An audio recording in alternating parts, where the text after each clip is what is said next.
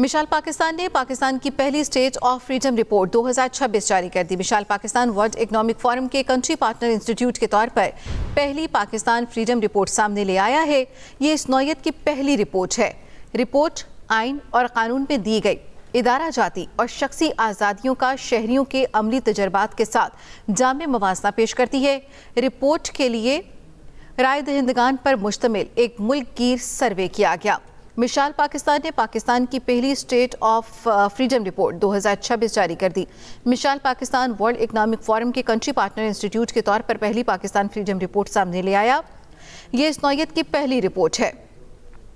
Report آئین اور قانون میں دی گئی ادارہ جاتی اور شخصی آزادیوں کا شہریوں کے عملی تجربات کے ساتھ جامع موازنہ پیش کرتی ہے۔ رپورٹ کے لیے 2000 رائے دہندگان پر مشتمل ایک ملک گیر سروے کیا گیا۔ سروے میں 68% گریجویٹ، 32% ماسٹرز اور 1% پی ایچ ڈی ڈاکٹر سے رائے لی گئی۔ رپورٹ کے مطابق پاکستان کی آبادی 24 کروڑ 50 لاکھ سے تجاوز کر گئی ہے۔ پاکستان کی 64% آبادی 30 سال سے کم عمر ہے۔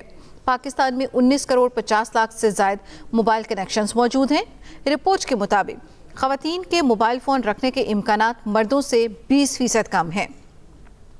پاکستان میں براڈ بینڈ صارفین کی تعداد 14 کروڑ 50 لاکھ تک پہنچ چکی ہے۔ پاکستان میں 2,30,000 کلومیٹر سے زائد فائبر نیٹ ورک موجود ہے۔ اس رپورٹ کے مطابق پاکستان کی آئی ٹی اور فری لانس برآمدات $3 ارب سے تجاوز کر گئی ہیں۔ ملک میں 120 سے زیادہ ٹی وی چینلز اور سینکڑوں FM ریڈیو اسٹیشنز ہیں۔ سروے کے مطابق عوامی معلومات کے حصول کا رجحان تیزی سے ڈیجیٹل پلیٹ فارمز کی جانب منتقل ہو رہا ہے۔ عوام کی نظر میں ڈیجیٹل رسائی اور آزادی معاشی ترقی کا ایک اہم ذریعہ بن چکی ہے۔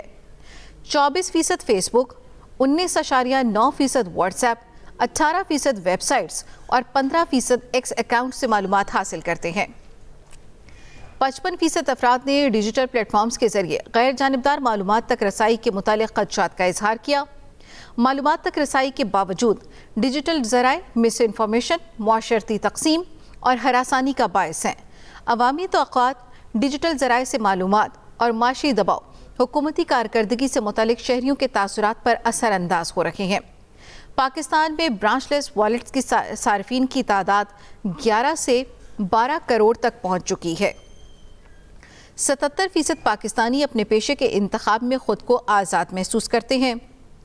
57% شہری کاروبار کرنے کی آزادی پر مثبت رائے رکھتے ہیں۔